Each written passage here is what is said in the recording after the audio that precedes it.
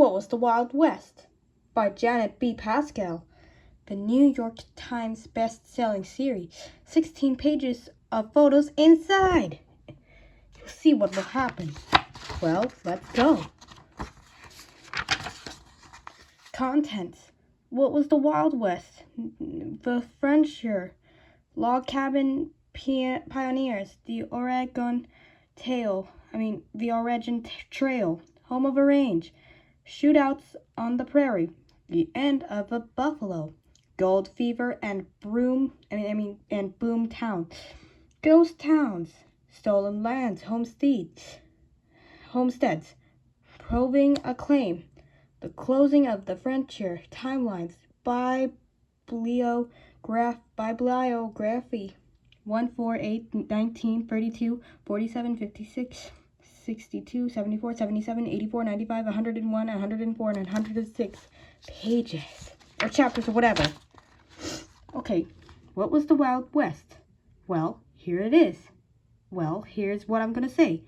So, in 1886, crowds gathered in New York's Madison Square Garden to applaud one of a decade's biggest traveling shows, Buffalo Bill's Wild West.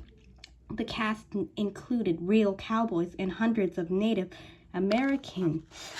Over the course of 2 thrilling hours, the audience saw the story of how the West was won. Indians on horseback hunted live buffalo. I'm sorry, prefers on what I'm saying. Bandits attacked an actual stagecoach. The famous sharpshooter Annie Oakley shot a saker right out of her husband's mouth.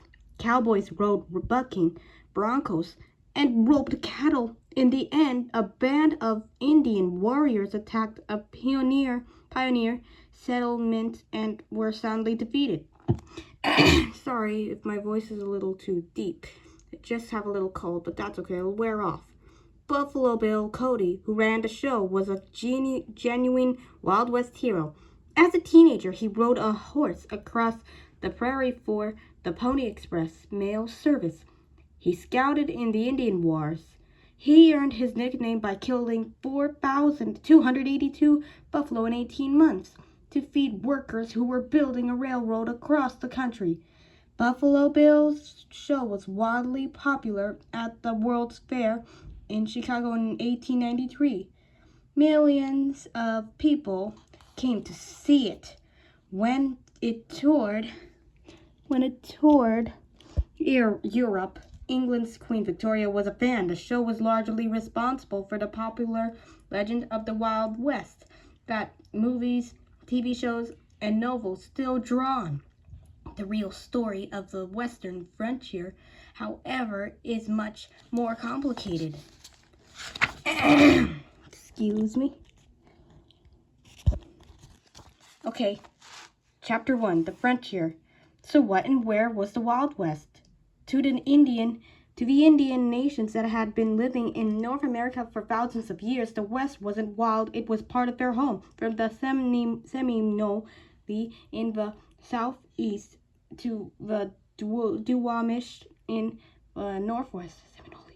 Seminole, yeah. There were many nations.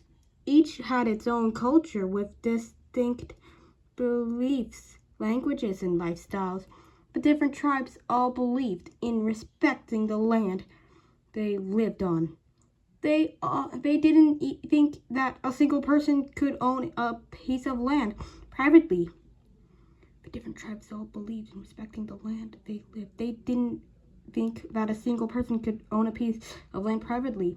A Wampanoag leader told some of the first settlers, "The land is our mother, nourishing all her children. The woods, the streams, everything on it belongs to everybody and is for the use of all. How can one man say it belongs to him only?"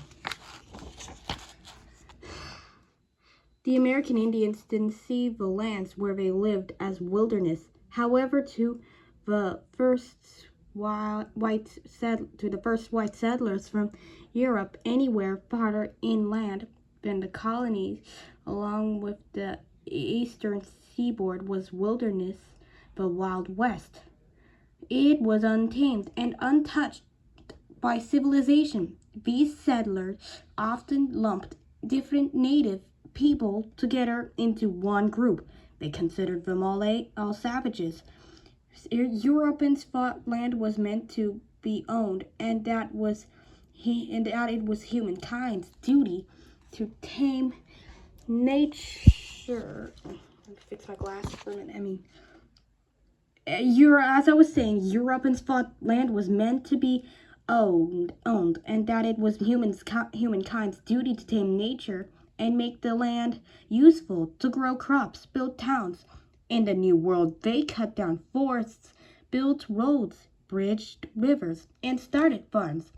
They brought their laws and religion to people they saw as uncivilized. As the population grew, people moved westward. A line, not a real one, but a line on a map, marked the border between settled territory and the land the colonists hadn't explored yet. That line was called the frontier. Native Americans saw the frontier as the line where the strange people challenged their ideas and values and tried to force a new way of life on them. As the line moved farther and farther west, their civilization was pushed into a smaller and smaller space. It's no wonder the frontier where the two cultures met was often a violent place. Chapter 2. Log Cabin Pioneers. At the end of the 18th century, the line of the frontier ran through the ancient forests of the Appalachian Mountains. In a treaty in 1763, the English government had promised the Indians all the land west of the mountains. The idea was that the English colonists would settle along the east coast.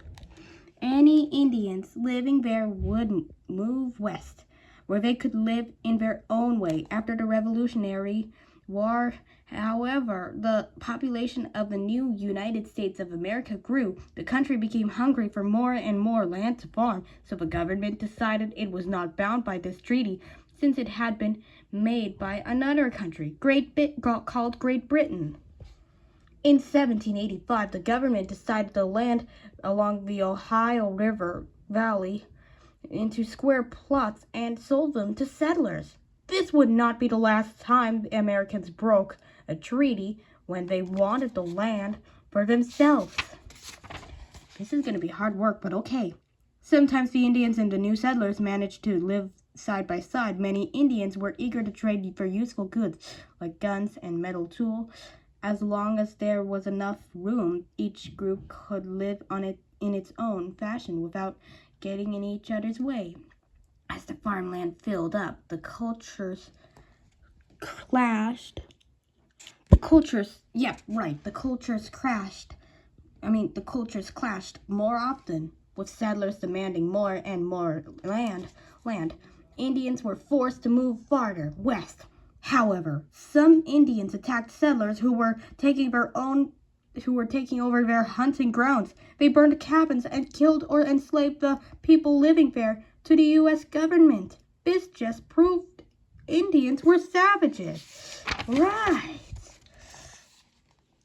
Building a log cabin for the settler, turning the ancient forest into a home was hard work.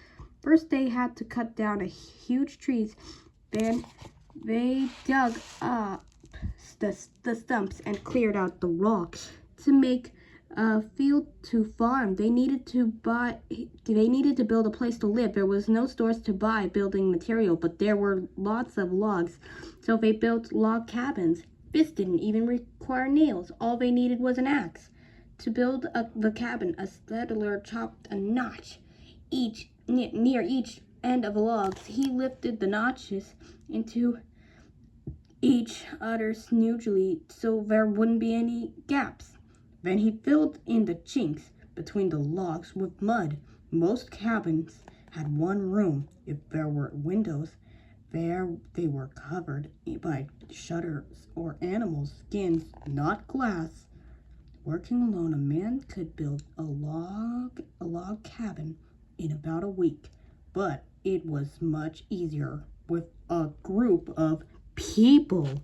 Neighbors from miles around world gathered to help build and to enjoy one another's company. The log cabin became a symbol for how Americans wanted to see themselves. That living in one showed you were brave, strong, and independent. Seven U.S. presidents were born in log cabins. The most famous is Abraham Lincoln. The most famous is Abraham Lincoln, who was born in a cabin in Kentucky in 1809. Oh, I wasn't born in that year, but that's okay. I'm fine.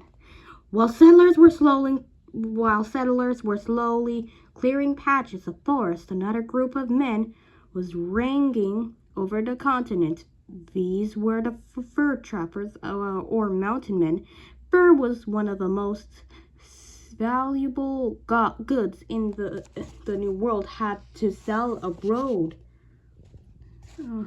Beaver skins were in special demand.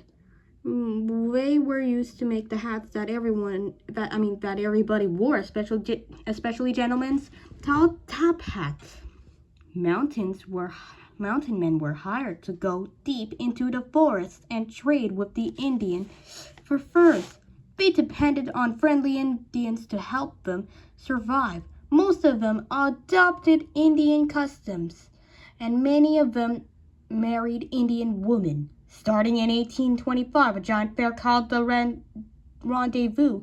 Say, rendezvous, rendezvous. Yes, I said it already. Rendezvous was held once a year out of the wilderness. Thousands of trappers, Indians, and traders gathered together for a month to buy and sell furs.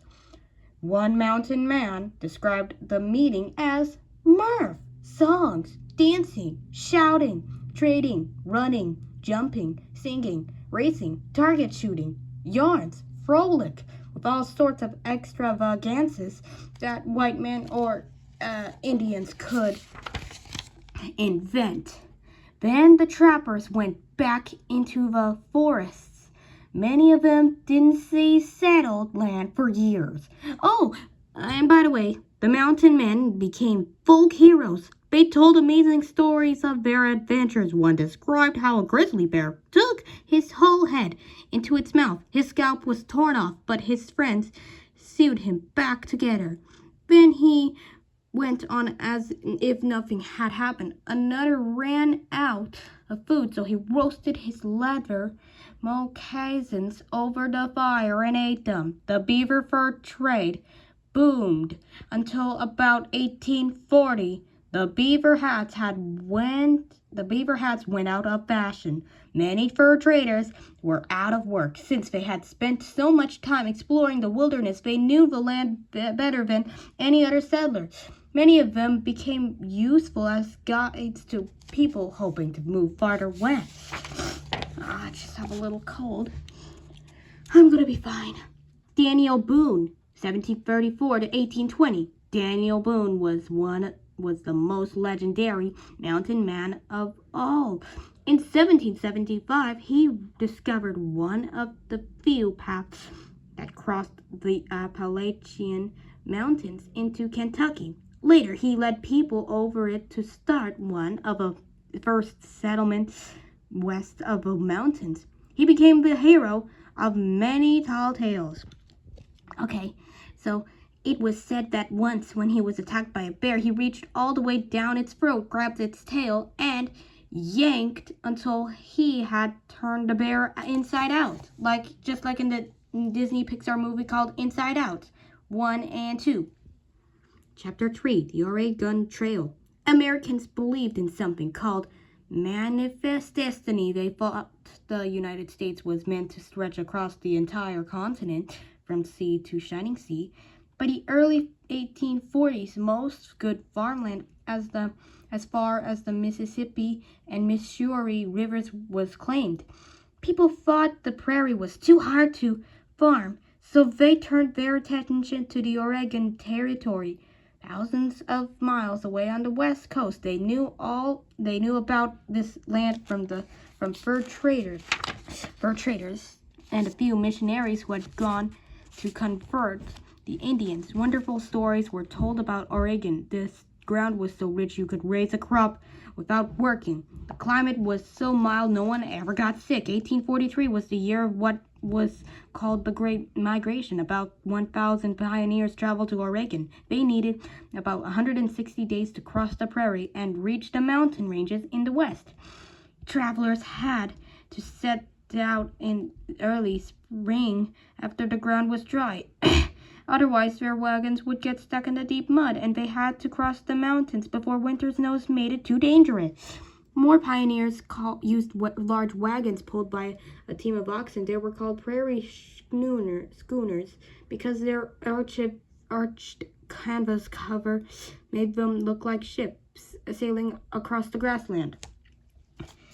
They were packed so full there was no room to sit. People chose what to pack very carefully. They needed enough supplies to survive the trip and to start a new life. Sometimes they also took a few precious treasures such as pianos, books, or china. Later, when travel got rough, they might have to abandon these things at the side of a trail to lighten their load. Sorry. Some travelers couldn't afford a wagon but were determined to go to Oregon anyway. One widow walked all the way to Oregon with her 5 children, the youngest of whom was only 6. She held their possession in a hand cart. Oh, my nose is itching, but that's okay. I'm going to be just fine. Groups of pioneers banded together under a leader to form a wagon train on the trail. They got up at 5 in the morning and traveled about 20 miles a day. In the evening, the wagons formed a circle, each chained to the ones beside it. This made a barricade. Inside the circle, people could relax. They used buffalo droppings called buffalo chips to build fires. After dinner, there was sometimes music and dancing. During the night, an armed guard stood watch. Indians such as the Sioux, Shoshone, Kiowa, Crow,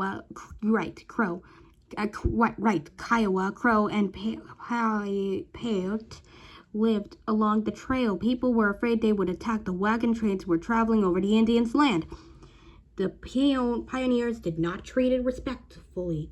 They cut down trees. Their cattle ate all the grass 4 miles around and destroyed the Indians' crops. Even so, Indians were very rare. Oh dear. Still, crossing the plains was a hard, dangerous trip. The pioneers moved in a choking cloud of dust. There were swift rivers that the horses and cattle had to wade or swim across. Sometimes there were storms with winds so strong the wagons had to be chained together so they wouldn't blow away.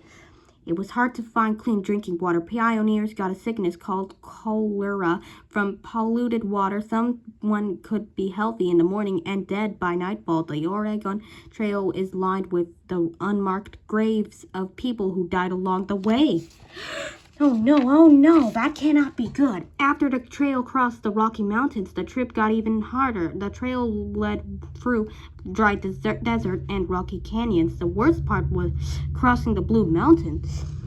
There was no good pass there. Sometimes the rocks were so steep that people had to take their wagons apart. They hauled their wagon and belongings up piece by piece and then put the wagon back together.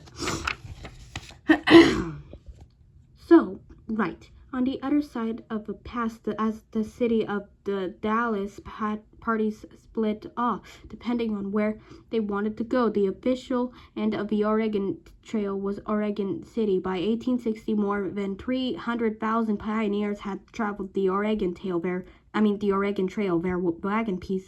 wagon wheels wore rust so deep into the earth that in some places they are still there today.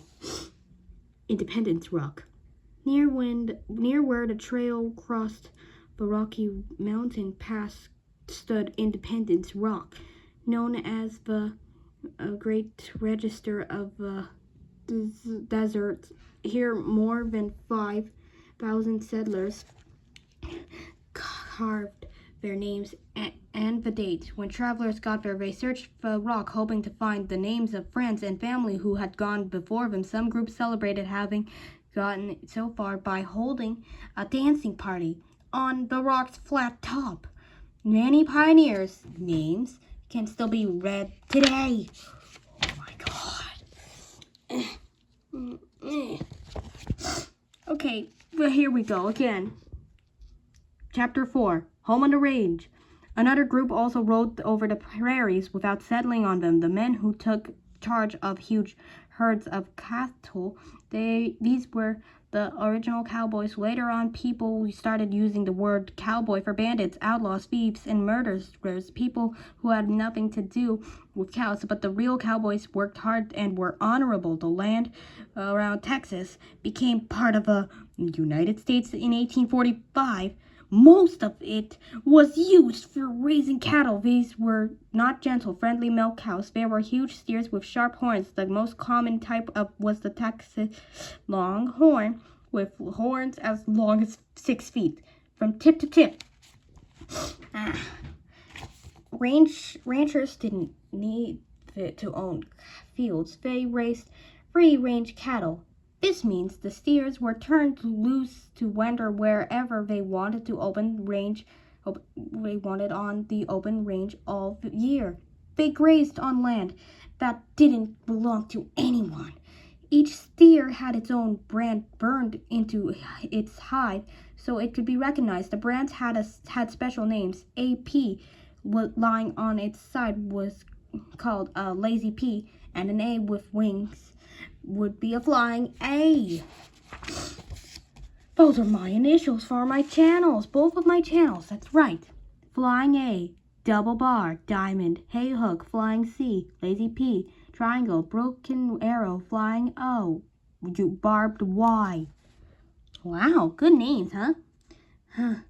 Sometimes thieves called cattle rustlers stole cows. They would change the brand so it looked like the animals were theirs. For instance, a flying C could be turned into a flying O by closing up the circle, so ranchers had to think of clever brands that couldn't be changed. Cattle rustling was considered a terrible crime. If a rustler was caught, he might be killed on the spot. Cowboys needed boots that were strong enough to be worn for many days while riding. A cowboy's hat had to be waterproof, with a broad brim to shield the wearer from fierce sun. They were called 10-gallon hats. No one knows why for sure. Even the biggest hat could never hold 10 gallons.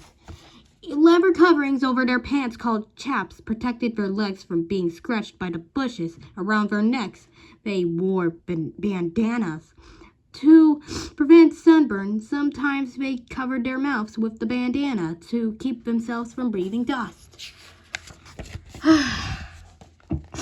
Cowboys used a looped rope called a lasso to grab steers and to capture wild horses called broncos. Training these horses took courage. Few men could stay on the back of a bucking bronco for long.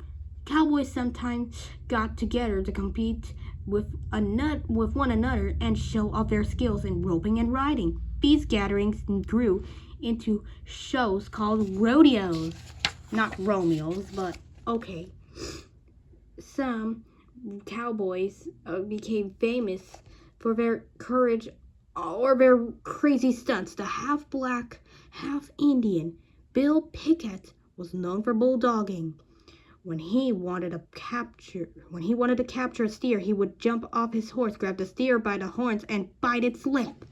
Wow, that's dangerous. Black, white Indian, and Hispanic cowboys all worked together on the ranch. They lived together in a large bunkhouse. Every spring, they rounded up the herds and drove them to market. At first, this wasn't a long trip. Ranchers sold their cattle in nearby towns, but by the 1860s, train lines were beginning to stretch out from the east coast cities to new cow towns on the edge of a prairie. Ranchers could sell their cattle for more money in these towns. Places like Wichita or Abilene in Kansas. Then the meat was shipped back east. Soon herds were being driven hundreds of miles north over the prairie every year. All the cattle in the world seemed to be coming up from Texas, one cowboy remembered. Oh, a cattle drive could last over 3 months. The herd grazed along the way so they would stay fat and sell for a good price. 10 or 15 men could control 2,000 or more cattle, moving about 10 miles a day. The group included the trail boss and the wrangler who took care of the horses. With them traveled a cook in the chuck wagon that was loaded with supplies. The cook, called Cookie, I love cookies, was a very important man. He carried his tools and sewing supplies and acted as doctor. His wagon was the social center where everyone gathered to relax. His most important job was serving up 3 hot meals every day. He might make sourdough bread, biscuits and beans, potatoes, stew or pie, or from dried fruit. Coffee had to be ready all the time. The first pre-roasted coffee beans were invented to fill the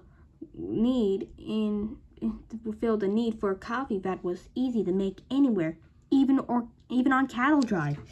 Okay, so every package was sold with a stick of peppermint candy. I love peppermint candy. The cook would use the candy to bribe one of the cowboys to grind the coffee beans for him. Good coffee was called 6-shooter because it was supposed to be so strong a gun would float on it. Bad coffee was coffin varnish. I hate coffin varnish, do ya? Okay, let's continue. Sitting around the fire at night, the cowboys would sing. Some of their songs were very rude, but others were sad. The most popular was called Bury Me Not on the Lonesome Prairie. It told about a young dying cowboy who wanted to be buried back home. He was buried on the prairie anyway, and whenever cowboys get past his grave, they threw flowers. At night, 2 men who stood guard sang to the cattle. They thought this helped keep the herd calm. If the cattle panicked, they would stampede anything unexpected, and like a dropped cooking pot or thunder might set them off. Then the herd raced away in a wild mob. To stop them, the cowboys tried to make the cattle run in a circle. As the circle got tighter and tighter, they ran themselves to a standstill. During a stampede, it was easy for a horse to triple step in a gopher hole. If a cowboy was thrown from the saddle, he might be dragged or trampled to death by his horse. Books and movies about the Wild West often show fights between cowboys and Indians, but in real life they were rare. Cattle drives stayed on well-known trails. They did not go through hostile Indian territory. Usually the Indians were expecting them and just charged a fee for the herds to cross their land. Cowboy lingo. Cowboys had their own colorful slang for everything. We still use some of it today. Bread, wallet, stomach, cow juice, milk, frog strangler, heavy rain, hold your horses, be patient, horse feathers, ridiculous, pull in your horns, back off, shoot your mouth off, talk nonsense, tenderfoot, greenhorn, dude, mail order, cowboy, and experienced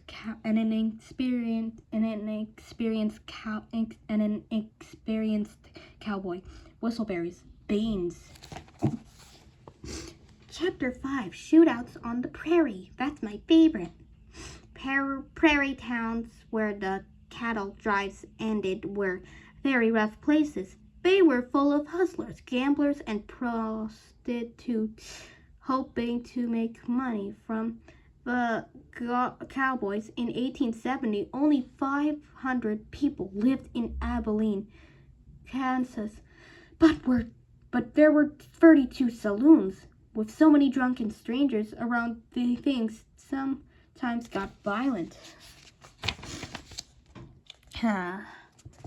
When people think of cowboys, they usually think of gunfights. Actually, many cowboys didn't even carry pistols. They were more likely to carry a long gun, like a rifle, so they could fend off coyotes or rattlesnakes or kill a snake deer. But for most of their work, they didn't need a gun. They were known for being good shots. It was illegal to carry guns into many western towns. The cowboys had to hand in their guns when they arrived and pick them up again when they left. They would often celebrate leaving town by shooting their guns into the air as they rode off. This was called hurrahing the town. Western towns were not lawless. People expected criminals to be arrested and tried. The town marshal and his deputies were responsible for keeping order. If they needed help, they could call on a sheriff who worked for the whole county. If a town was too small to have its own judge, it waited for a circuit judge who rode from town to town holding trials. Criminals were supposed to be held in jail until then. In movies, two gunmen are often shown facing off in the town's main street. The man who draws, aims, and shoots the most quickly wins. In real life, most shootings were sneak attacks, not duels. But a few real duels did happen. A famous one was fought in 1865 in Springfield, Missouri. Wild Bill Hickok was a professional gambler. During a poker game, a man named Dave Tutt grabbed Hickok's gold pocket watch. Tutt said that Hickok owed him for a gambling debt. He announced that he would wear the watch in public. Hickok answered that if Tutt did, he was a dead man. That evening, the two men met up. Both drew and shot at the same moment. Tutt missed, and Hickok's shot killed him. Oh, gee. Oh, my. Ow. Okay, back to where we have been started. Hickok was arrested and tried, but the jury decided it was a fair fight. He later worked as a sheriff and a marshal in several towns in Kansas. In 1876, Hickok was shot in the back while playing poker. The hand of cards he was holding, is still known as the dead man's hand. The open range lasted only a few decades. The prairie seemed endless, but it was not settlers were beginning to claim land in what would become the Midwestern state.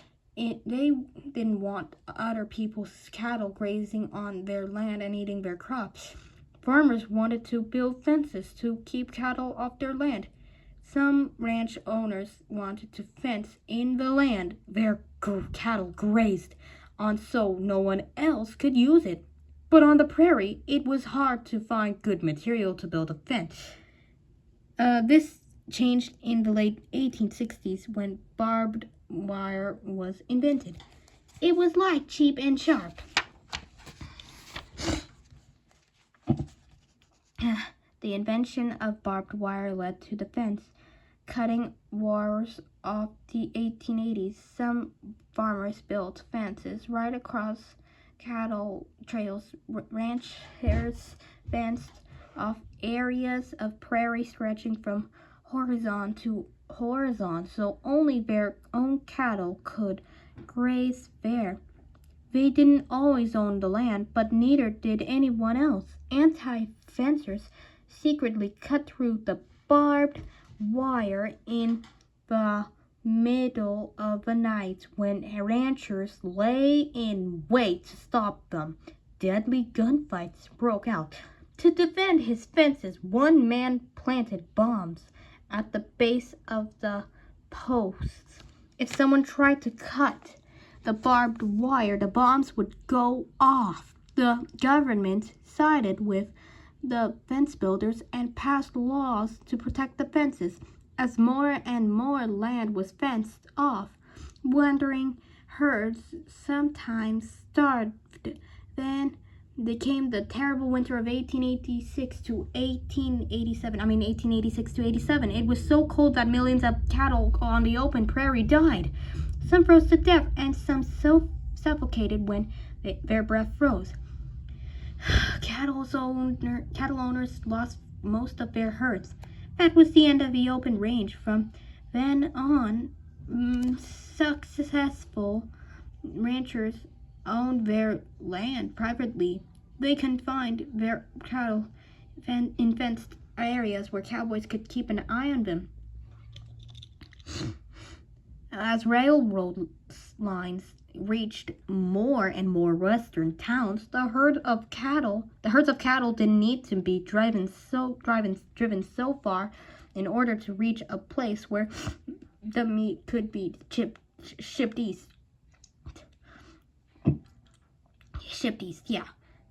Cattle drives grew shorter. The famous trips where cowboys drove herds through the lonesome prairie for months became a story of the past.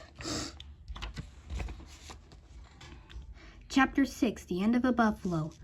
Cattle now grazed where the buffalo had lived for centuries. As many as 60 million buffalo had once wandered over the prairie. The first European explorers saw herds that stretched farther than the eye could see. By 1894, only a few hundred were left. What killed off so many of the buffalo? The cattle boom was one important reason. When cattle overgrazed the open prairie and fences blocked off acres of land, it got much harder for buffalo to find food. Many of the plains tribes, including the Crow, Blackfoot, and Comanche, hunted buffalo for centuries. The Indians hunted only as many buffalo as they needed. This was not enough to kill them off, but then the fur traders showed up. They paid the Indians to kill so many buffalo for their hides. Soon traders started killing buffalo themselves as well. Meanwhile, railroad lines were stretching out farther and farther west. Once they reached into the Great Plains, the buffalo were doomed. Railroads advertised special buffalo killing trips. The train would run alongside a buffalo herd. Then hunters inside the train would shoot as many as possible just for fun. One man killed almost 6,000 buffalo all by himself in 2 months. Right, carry on to the next page. The U.S. government thought getting rid of the buffalo was a good idea. Without buffalo to hunt, there would be no way for the Indians to continue their way of life on the prairie. They'd have to move onto reservation and settle down in one place. The prairie could be turned into farmland. The government believed in the words of an army colonel, every buffalo dead is an Indian gone. By the beginning of the 20th century, the buffalo were almost extinct. The last remaining herd lived in Yellowstone National Park. Finally, the government acted to rescue what was left.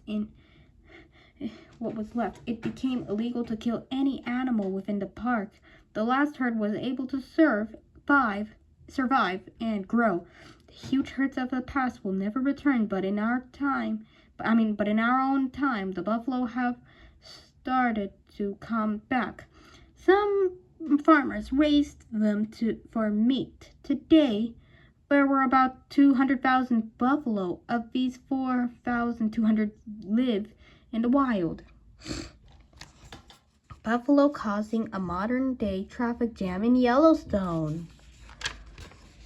Whew. This is hard work, huh? Chapter 7, Gold Fever in Boom Towns. In 1840, gold fever struck in the West. Gold was discovered at Sutter's Mill in California.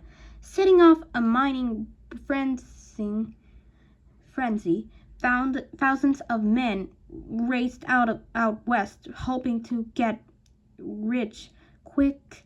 In 1849, the wildest year of the gold rush, about 80,000 hopeful miners made the journey.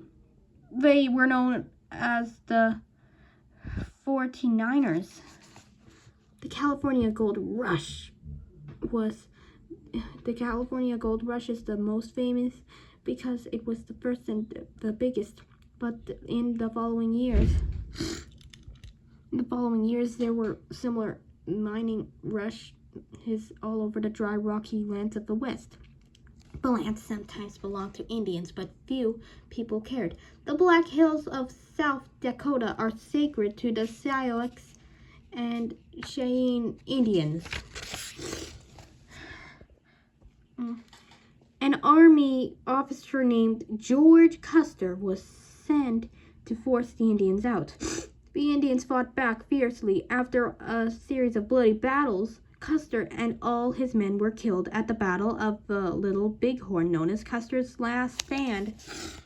Despite this victory, the Indians were driven out, and soon mines were being bored into the sacred Black Hills.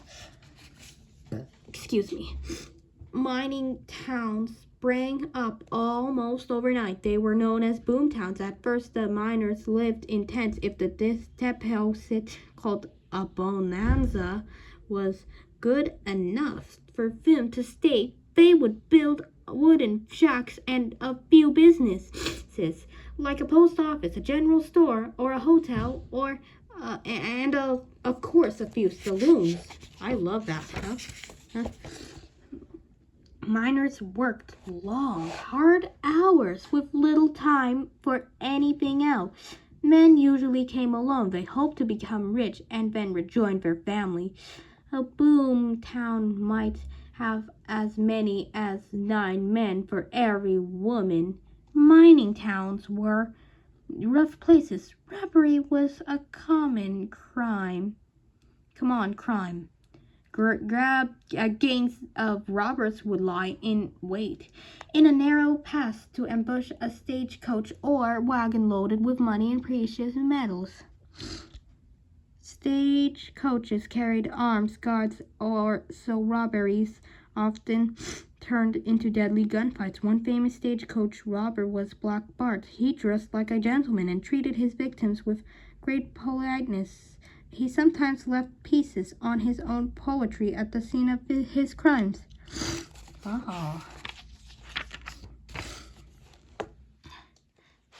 Other gangs would rob trains that carried gold. The most famous train robber was Jesse James. He sometimes loosened the trails of the track so that the train would derail. Then he went through the cars robbing passengers. James and his gang also robbed banks. The gang sometimes committed robberies in broad daylight. They would show off in front of an admiring crowd before escaping. Not only the trains were dangerous, so was the Pony Express. The Pony Express. In 1860, the Pony Express was created to deliver the mail by fast horses. Some riders were as young as 14. I was 14 a long time. So they changed horses frequently, and at the end of his shift, a rider passed his bag to a new rider. Pony Express riders could deliver mail across the continent in 10 days. Only in 10 days? Oh me. The Pony Express delivered mail out west. Riding for it was a risky job. Riders were sometimes targeted by thieves, and the route passed through the territory of the Paiute Indians, who were at war with the United States. The war prevented one Pony Express delivery from being made. This was the only time it ever failed to deliver the mail. A Pony Express bag, cool. In 1861, a telegraph line all the way to San Francisco was completed. Now news could travel to California instantly. This put the Pony Express out of business. The Wild Service has become a legendary part of the Wild West, but it actually lasted only 19 months. 19 months. Oh no. It was hard to keep law and order in mining towns. The country sheriff might be in another town and hard to reach. For day-to-day problems, people turned to the town marshals. Some town marshals were legendary. Willie Kennard of Yankee Hill, Colorado, was one of the West's few black marshals. When he applied for the job, he was asked to prove himself first. He shot both guns out of the holsters of a murderer he was trying to arrest. Then he shot each of a man's two companions through the head before they could finish drawing on him. He arrested his man, made sure he had a legal trial, and hanged him. A man like this could keep order, but such men were rare. Many marshals actually worked with the criminals. 47 minutes and 15 seconds. Oh good. Oh goody me. Sometimes gunfights between gangs and law officers broke out right in the middle of town. The best known of these is the shootout in the 1881 near the OK Corral in the silver mining town of Tombstone, Arizona. It was between the Clanton McLaury gang of cattle thieves and men murderers and Marshal Virgil Earp, his brothers Wyatt and Morgan, and their friend Doc Holliday, who were Virgil's deputies. At the time, it was just another shootout, but a biography of Wyatt Earp in 1931 and a 1957 movie called Gunfight at the OK Corral made it one of the most famous fights in the West. Sometimes people took the law into their own hands. They believed it was easier to shoot someone than to wait for the slow action of the law. A whole town might be terrorized by a murderer or gang of robbers. Then the citizens, would band together into a group called a posse. If they caught the criminals, they hanged them on the spot.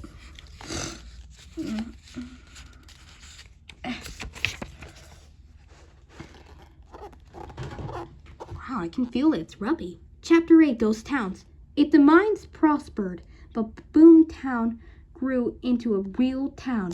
People built churches, libraries, theaters, and schools. Some miners settled down and began to raise families. Their wives often ran boarding houses for miners. They offered the men a clean bed and hot meals. Their children helped out with cooking, cleaning, serving, and laundry. When the boys were old enough, they would join their fathers working in the mines.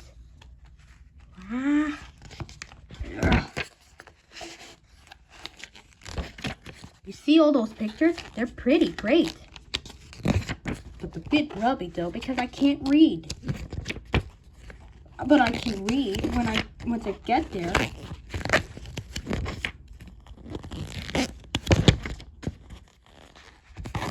Okay, 49 minutes. Now back to where we've started. Now it's 50 minutes. Some boom towns grew into cities such as Butte, Montana, that still survive today. Mothers disappeared as fast as they had arisen. If the vein of ore began to run out, people started to move away until no one was left. The buildings were abandoned, and the town became a ghost town. Today, Bodie, California is one of the best preserved ghost towns. In 1879, it was home to around 10,000 people with its own, drum please, orchestra, 3 newspapers, a school, and 65 saloons. 3 years later, the boom ended. Still, Bodie managed to survive as a small town until the 1930s. When a fire swept through, after that, only 6 people remained. Once they died, Bodie was left alone with its ghosts. The buildings are still full of furniture and personal belongings in bedrooms. You can see fancy wallpaper peeling off the wall and carved beds, and in the taverns, glasses and bottles still sit on the bar. Today, Bodie is a state open to the public. Chapter 9. Stolen Lands. By the 1860s, the Great Plains were the only area of the United States that was inhabited mostly by the Indians. Congress decided it was time to take ownership of his last holdout. They wanted to divide the Great Plains into small farms owned by single families. In 1862, they passed the Homestead Act. This let anyone who was an American citizen or wanted to become one claim 160 acres of government land for only $10. Indians weren't included. They didn't become American citizens until 1924. If the settlers built a house on the land and managed to farm for 5 years without starving, the property was theirs. The act didn't restrict who could claim land. A woman could do it, or an immigrant, or a black person. Okay, one area of the prairie was not included in this act. A large piece of land covering part of what is now Oklahoma, Kansas, and Nebraska was officially Indian territory. The government had forced many groups of Indians to live there and promised they would keep it always. Okay, but soon settlers began to look at it greedily. In 1871, Congress passed the Dawes Act. This broke up Indian territories into single plots. Any Indian who would accept a plot, farm it, and live like white people could do, and become an American citizen. Henry Dawes, who wrote the act, believed it would have a civilizing effect on Indians because it forced them to cultivate land, live in European-inspired houses, and own property. After each Indian was given his piece of land, the U.S. government took back everything that was left over and sold it to white settlers. The Indians were given no choice. This was not a treaty to be discussed, agreed to, and signed it. It was a law they had to obey. The act was a disaster for the Indians. Even those who tried to cooperate often lost their land. The Indians were supposed to keep the most fertile parts of their territory. But when it was divided up, they were often given to worse plots instead, where it was almost impossible to grow enough to survive. They got into debt and had to sell their plot. The Indians eventually lost almost 2/3 of the territory they had formerly been allowed to keep. Some Plains Indians, especially the Dakota and Sioux, refused to accept the Dawes Act. They fought to keep their land. Bloody Indian wars broke out, lasting almost 30 years. Many people were killed on both sides, but in the end, the Indians were beaten. From the point of view of European settlers, the story of the Wild West was the story of how the West was won. The settlers fought the Indian wars against savages who were trying to stop the march of civilization to the Indian. It was another story entirely. The West was not won. It was stolen. It was their home, and the settlers were cheating outsiders who broke every promise they made. The Indian wars were fought by people desperate to protect their tribal way of life from destruction. Anyone who wants to understand the complete history of the American West should seek out this other story as well. Not just how the West was won, but how it was lost. That's good after all. The Trail of Tears. The Cherokee, Chickasaw, Choctaw, Creek, and Seminole people were known as the 5 civilized nations. These Indians had originally lived in the East, where they had built farming villages that adopted many elements of the colonists' culture and blended them with their own traditions. However, the Indians' land was very fertile. Settlers wanted it. So in 1830, the tribes were driven off their farms and marched out to reservations in Indian territory. The brutal march west, during which many Indians died, was known as the Trail of Tears. They were promised they would never be forced off their land again. Indian territory would be theirs to keep for as long as the grass grows and the water runs. It did not take long for this promise to be broken. Chapter 10. Homesteads. Before the Homestead Act, few people had wanted to settle on the prairie.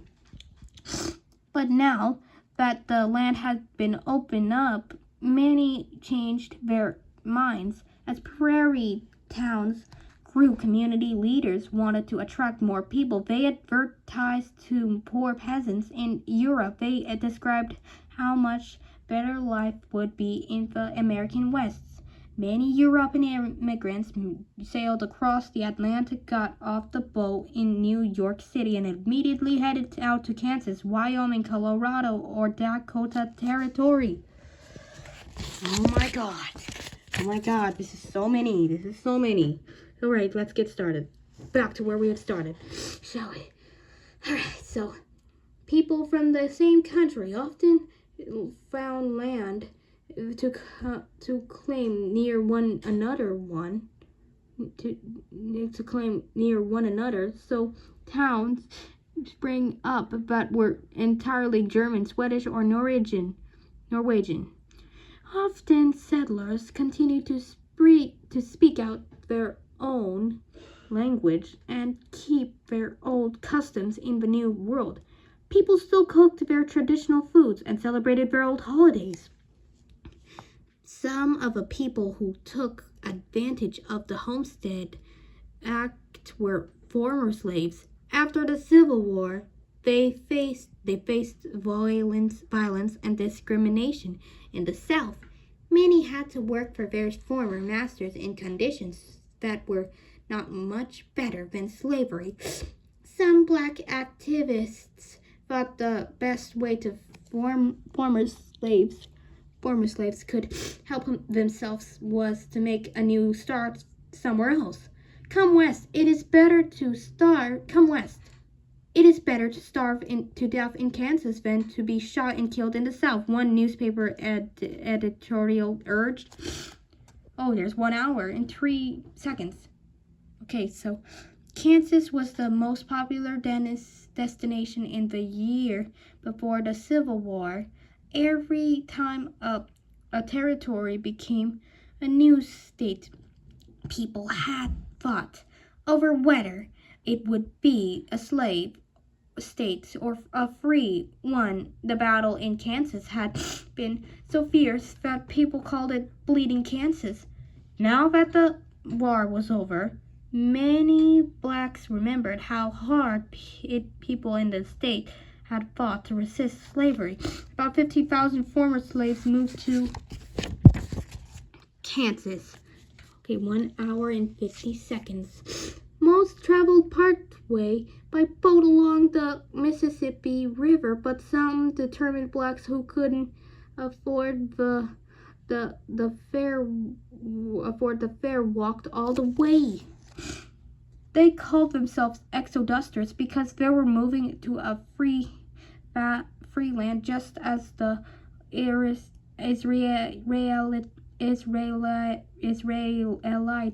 had in the Bible in their exodus from Egypt.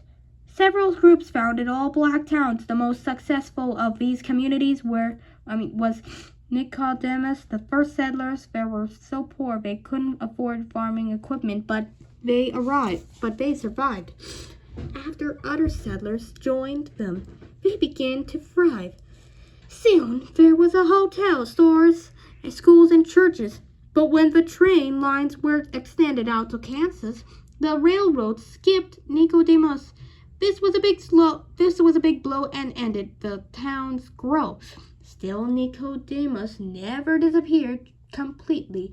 Today, it is a National Historic Landmark.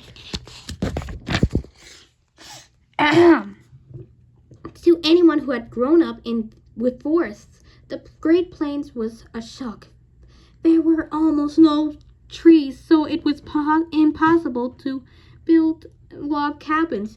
People had to build out of what was there, dirt. For a quick shelter, they would dig into the side of a hill. This was called a dugout. Or they could make a sod house or soddy. The prairie sod was held together so tightly by grass roots that you could carve it up into bricks that people jokingly called Nebraska marble. A sod house had dirt floors and walls. People hung up sheets to keep different from dropping onto their heads. Some added wooden floors and wallpaper to make it more home-like. Just a few more pages left until I'm done, you guys. Family on prairie farms were often large. Any extra hands were a big help. Children worked alongside adults from a very early age. One Kansas farmer bragged on that his 2-year-old son could fetch the cows home from the fields, carrying wood for the stove, and feed the hogs all by himself. Even in the smallest settlements, the children went to school for part of a year. When settlers arrived on the prairie, one of the first things they did was build a schoolhouse. These had only one room. Children of all ages were taught by one teacher. Teachers could be as young as 16, no older than some of their students. Books and paper were expensive, so the children wrote on the little handheld blackboards called slates. They shared their books. That's right, they shared their books. A popular school book might be passed down from one generation to the next. Students studied spelling, reading, penmanship, grammar, arithmetic, and geography. Sometimes lessons were turned into a game. They might have spelling bees or race to see who could solve math problems in their heads more quickly. The schools were strict. Students had to sit still and be quiet. They might be punished for making mistakes, but parts of school were fun. During the lunch break, they could go outside and play. This was the main chance they had to be with other kids outside their family. Chapter 11. Proving a claim. After settlers claimed a plot of land, they still had to earn the right to keep it. To prove a claim, they had to live there for 5 years. The first were especially difficult. Even though the land was cheap, it took money to get there. Supplies to plow and plant the soil were also expensive, and people needed to live until they could harvest their first crop. Many had to borrow money in order to get started. Then they had a debt to pay off on top of everything else. Sometimes during the first years, a man had to leave the claim and him to find paying work elsewhere, but someone had to actually be living on the claimed land, so he would leave his wife and children behind. Don't worry, we're almost done. Settlers arrived believing that the prairie soil was so fertile that life would be easy. One man wrote that every inch of his land was as rich as cream. But people soon found out how hard it was to make a prairie farm pay. Frequent droughts led to bad harvests. Even worse were the plagues of grasshoppers, whatever. Thousands of insects would darken the sky, eating everything in their path. In a bad year, the streams would be clogged with the bodies of dead grasshoppers. Prairie fires were also a danger. On the flat, open grassland, a fire could race out of control for miles. People had to dig ditches around their house and fields to turn the fire aside.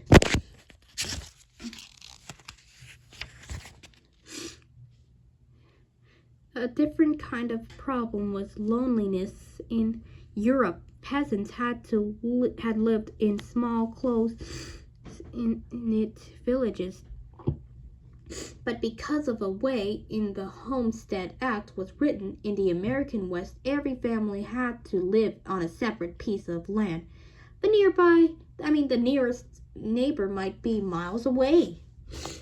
People got together whenever they could, like the log cabin pioneers. They turned work into a party. Neighbors would gather together for a barn, grazing, the harvest, or a quilting bee. Still, a lot of time was spent alone on the empty prairie. It was worse in winter, when heavy snows made traveling difficult and dangerous. Settlers might go for months without seeing anyone beyond their own family. Some people couldn't stand it. One magazine editor remarked, "An alarming amount of insanity occurs in the new prairie states among farmers and their wives. This was known as prairie madness. Today we would call it depression. I have nervous breakdown while making pancakes last Saturday in bed since," one woman wrote in her diary. Most people were able to recover. A few gave up. Life was hard, but back east, most of the settlers could never, have hoped to own their own farm. They would have spent their lives working for someone else. In the West, they were independent. What a pleasure it is to work one's own farm. One man wrote after years of hardship, "For you can feel that it is yours and not for someone else." Chapter 12, the last and this is the last and final chapter for this book. One more chapter left. So here it is. This is called chapter 12, the closing of the frontier. Almost from the beginning of the movement west, the place where the frontier began was where the railroad stopped. For instance, the Oregon Trail started at the last point travelers could reach by train, and as settlers spread across the prairie and built towns, the train lines followed them. In 1862, Congress passed the Pacific Railroad Act. A railroad would run all the way across the continent. 2 companies were created to build the railroad. One started in the west and worked east. The other started in the east and worked west. It worked east, Each raced to build faster than the other. Much of the work was done by immigrants, and especially the Chinese and Irish. These men faced enormous hardships. They had to blast through mountains and lay track on deserts. Deserts, not desserts. Not the desserts you eat, but I love them. Some of the railroad men became folk heroes, whatever.